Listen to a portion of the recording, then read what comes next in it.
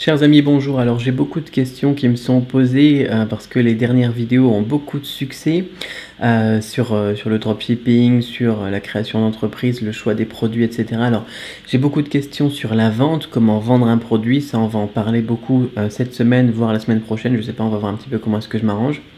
Et j'ai aussi des questions qui passent par-ci par-là, alors j'avais envie d'en prendre une au hasard et d'y répondre dans cette petite vidéo que je fais comme ça, le soir moi ici à la maison. Alors question donc qui est: salut Cédric, je suis actuellement étudiant, je prépare un BTS NRC et pour commencer déjà à me créer un bon capital, j'importe souvent sur AliExpress et je revends ici.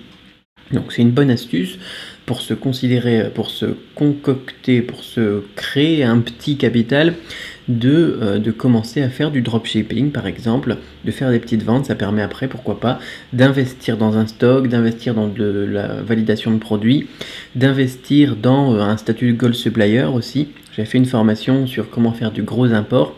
Mais il y en a qui veulent payer le statut de gold supplier, c'est à peu près 1500 €. Et bien pour ça, ils commencent par faire du petit import, des petits trucs avec des astuces que je donne dans ces vidéos. Ils se constituent le capital et ensuite ils sont lancés. Enfin bon, peu importe, grâce à toi je vais enfin pouvoir officialiser ceci et le rendre légal. C'est super ce que tu fais, continue. Pourquoi pas dans l'avenir faire une vidéo sur le choix du statut social à choisir pour commencer. Alors, le statut social, si vous êtes en France, j'ai envie de dire, ça va être commencer tout de suite en auto-entreprise. Honnêtement, l'auto-entreprise, c'est pas génial pour l'import, mais ça permet de se lancer et d'être légal, voilà, et ça évite des problèmes. Bien sûr, enfin honnêtement, c'est un statut que je n'aime pas du tout, mais moi je l'avais fait pour faire quelque chose de légal, tout simplement, parce qu'à partir du moment où on fait une SARL ou n'importe quoi, la comptabilité, la paperasse, etc., c'est beaucoup plus compliqué. Il faut compter 2000 € par mois, 2000 € par an à peu près, donc 200 € par an. Oh mince. 2000 € par an, 200 € par mois, à peu près 200 € par mois. Donc, pour embaucher au moins un petit comptable ou quelque chose, parce que sinon c'est vraiment prise de tête, quoi, ces statuts, que ce soit une SARL ou une SAS ou une SASU, donc société, SAS, mais unipersonnel, il n'y a que vous dedans, c'est vous le chef, quoi. Honnêtement, la SAS et SASU, c'est quelque chose que je recommande pour l'import-export. SARL, si vous refaites beaucoup de ventes au détail, etc., pourquoi pas, mais le plus intéressant, c'est la SAS ou SASU. Voilà, pour les statuts, on me demande les statuts. Enfin, c'est bon, c'est le plus intéressant à partir du moment où vous êtes en France et vous voulez rester en France. Il y en a beaucoup qui choisissent dans le monde de l'import, comme on ne travaille pas depuis la France et qu'on ne travaille pas forcément uniquement vers la France d'ailleurs, on n'est pas tellement dépendant du pays géographiquement parlant.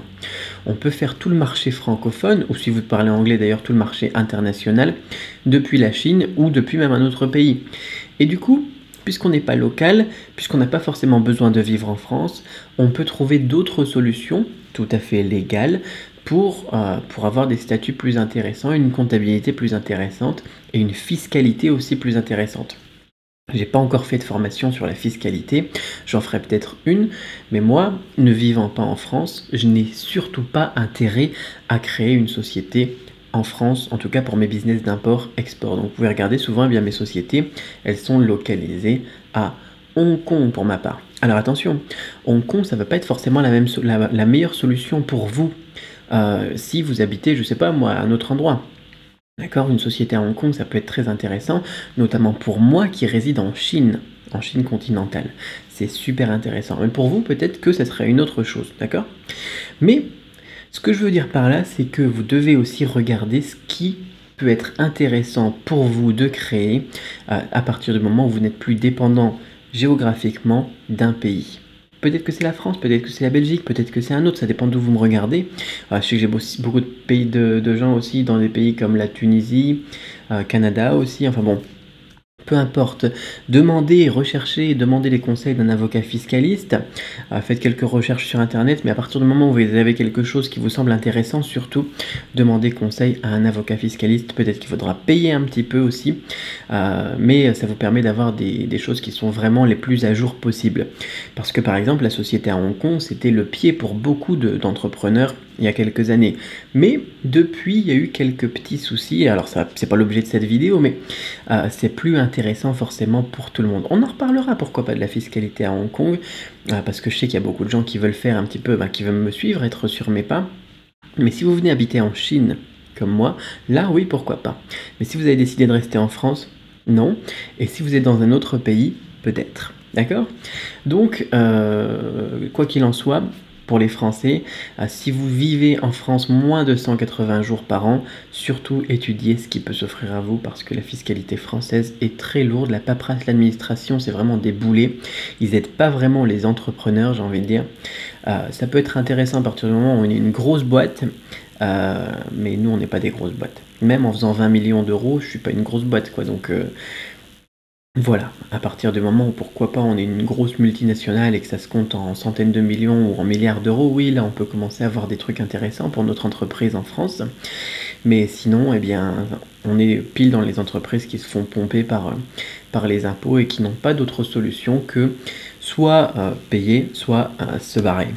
Voilà, comme ça en plus, bon c'est le soir, hein, de toute façon il est 21h45, il fait nuit depuis un moment ici, là où je suis en Thaïlande actuellement, donc on peut se permettre de dire ce qu'on pense, voilà ce que j'en pense.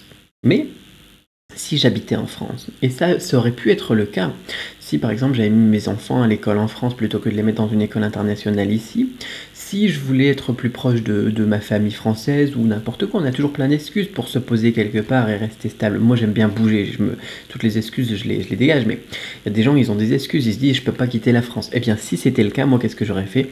Une SAS. Une SAS ou éventuellement une SASU, c'est quasiment la même chose.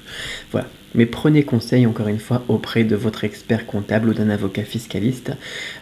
Les comptables, c'est toujours bien parce que vous pouvez les faire venir et puis faire un petit rendez-vous pour leur expliquer votre projet et tout ça. Ils font pas très attention et ils vous donnent souvent de bonnes astuces.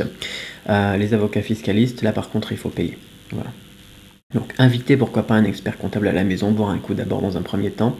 Et ensuite, si jamais vous avez besoin de précision, allez voir l'avocat fiscaliste. Sur ce, eh bien, je vous souhaite, moi, une excellente fin de journée. J'espère que cette vidéo vous a plu. La qualité est pas top parce que j'enregistre ça en direct, en fait. Là, je vais balancer le générique dans une quinzaine de secondes, ce qui me permet de faire des vidéos encore plus facilement qu'avant.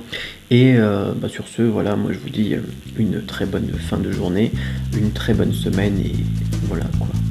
Profitez bien.